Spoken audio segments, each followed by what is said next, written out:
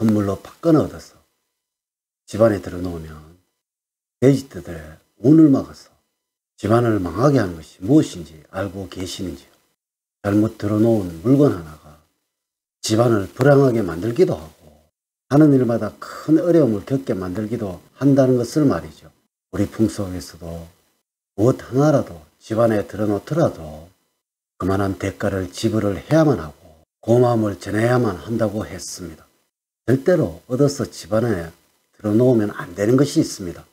오늘은 어떠한 경우에라도 절대로 얻어서 집안에 들어놓으면 안 되는 것에 관한 이야기입니다. 여러분 안녕하세요. 소강 박운호입니다. 일상생활을 하면서 돼지띠분들 늘 같은 리듬으로 살아가고 계시죠. 이를 선수들 사이에서는 루틴이라고 하고 있습니다. 늘 같은 패턴 속에서 일을 하고 있기에 우리의 몸이 거기에 적응을 해서 큰 어려움이 없는 삶을 살아가고 있습니다. 항상 같은 패턴으로 생활을 하고 있어서 급격한 변화는 피해야 하는 것이며 하나씩 그리고 더디게 서서히 바꾸어 나가는 것이 풍수를 변화를 시키는 가장 기본이라는 것입니다. 또한 좋은 기운을 하나씩 서서히 접목을 시켜 나가시면서 작지만 좋은 일들이 계속 생겨나는 것이며 이 작은 변화들이 궁극적으로는 돼지띠 여러분들을 완전히 다른 사람으로 변화를 시켜 나가는 것입니다. 하지만 생각을 해보세요. 나쁜 기운이 기의 흐름에 섞이게 된다면 순간에는 모르지만 서서히 집안의 기운을 나쁘게 만들어서 이것이 집안을 망하게 만드는 것입니다. 이래서 세상에서 가장 무서운 것이 가랑비에 옷 젖는 줄 모른다는 것처럼 자신도 모르게 집안이 서서히 망해가는 것입니다. 오늘 제가 알려드리는 이러한 물건들을 돼지띠 여러분들은 절대로 집안에 들어놓아서는 안 됩니다. 첫 번째로 망자의 옷이나 도구입니다. 망자의 물건은 무조건 맑은 날 불을 태워서 하늘로 날려보내는 것이 원칙입니다. 부모님의 물건도 이럴 것인데 이 물건이 남의 것이라면 비록 돈을 주고 샀다고 하더라도 이것은 흉한 것입니다.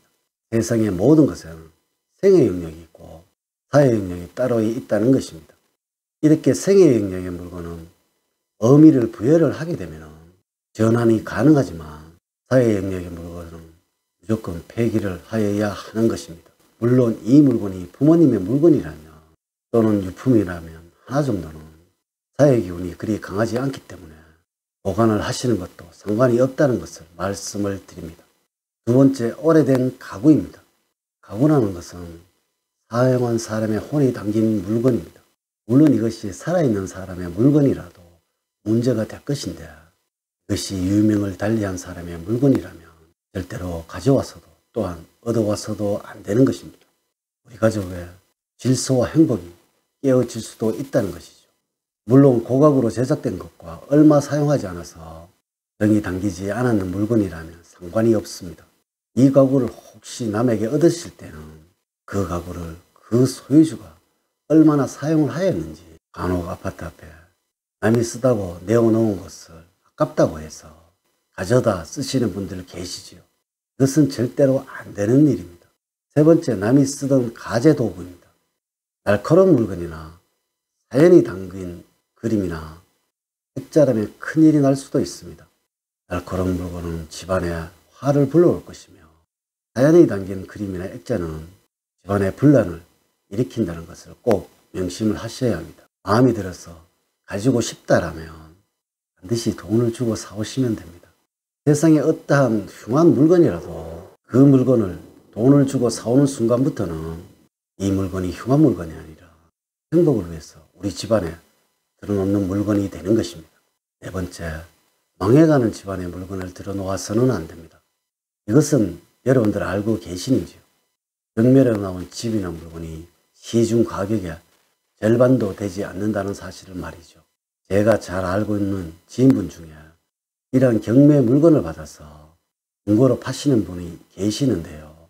이번의 말씀이 도대체 이 물건을 왜 사가시는지를 알 수가 없다라고 말씀을 하시더라고요. 남의 눈물과 한이 맺힌 물건이라서 그럽니다. 남에게 얻어서 집안에 들어놓는 것은 서로 기쁘고 웃으면서 주고 받아야 합니다. 절대로 피눈물을 흘리는 물건을 내 집안에 들여놓아서 좋을 이유는 하나도 없다는 것이죠. 5번째, 물과 연관된 물건을 집안에 들여놓아서는 안 됩니다. 절대로 집안에 들여놓아서 안 되는 물건 중에 1순위가 중고수족관과 정수기라는 것을 알고 계시는지요? 역시 더 큰 것을 들여놓기 위해서 작은 것을 파는 것이라면 상관이 없지만 필요가 없거나 버리는 물건을 가져오는 것은 그것은 집안의 재물운을 마르도록 한다는 것이죠. 또한 절대로 물이 그려진 그림을 얻어서 집안에 들여놓으시면 안 됩니다. 중고냄비나 물통 이런 것을 얻어오시면 안 됩니다. 왜냐하면 재물이 말라서 번영이 만들어지는 것을 막는 것이라고 우리 사주학에서 말을 하고 있다는 것입니다. 병이 든 식물은 가능하면 피하셔야 합니다. 요즘은 애완동물을 입양하는 경우가 많습니다. 귀엽고 앙증맞은 새끼와 건강한 동물은 입양을 받아서 키우는 것은 너무나 좋습니다. 우리 풍수학에서는 생명을 가진 동물은 집안에서 생의 기운을 만드는 것이라서 하나라도 대지면 무조건 좋다라고 전해지고 있습니다. 문제는 바로 이것입니다. 생의 기운이 아닌 이 사의 기운에 생명체가 대해진다면 돼지띠 여러분들 어떻게 될까요? 절대로 시들어가는 식물을 집안에 들여놓아서는 안 됩니다. 집안에는 생기만이 넘쳐야만 합니다. 마지막으로 집안을 정리하고 버리려고 하는 옷이나 가구입니다.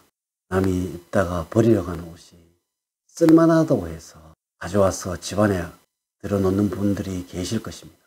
물론 가구나 가전 역시도 그러한 경우가 있을 거예요. 분명히 버리려고 하는 것에는 생의 기운이 아닌 사기가 듬뿍 생겨나고 있는 것이고 그것을 가정에 들여놓아서 좋을 이유는 하나도 없다는 것이죠.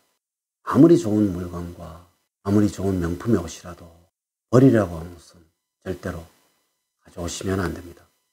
오늘은 절대로 집안에 들여놓으면 안 되는 것에 관해서 말씀을 드렸습니다. 늘 말씀을 드립니다. 우리의 풍수학이라는 것은 우리의 무의식 속에 어떤 영향을 주는 상황으로 인하여 그 흉과 기를 판단한다는 것을 말이죠. 이러한 것은 과거의 풍수학이나 현대의 풍수학에서도 가장 나쁜 물건이라고 말을 하고 있습니다. 돼지띠 여러분들 일상생활에서도 좋지 않다라고 하는 것을 무시하고 해서 좋은 결과가 생기는 경우는 없다는 것이죠. 이제 이야기를 마치도록 하겠습니다. 저는 늘 여러분들의 가정에 사랑과 행복이 넘치는 삶을 만들어 드리도록 노력을 하겠습니다. 오늘 저의 이야기가 도움이 되셨다면 좋아요, 구독, 알림 설정을 부탁드립니다. 다음 시간에는 더 좋은 영상으로 인사를 드리도록 하겠습니다. 오늘 긴 시간 시청해 주셔서 감사드립니다. 감사합니다.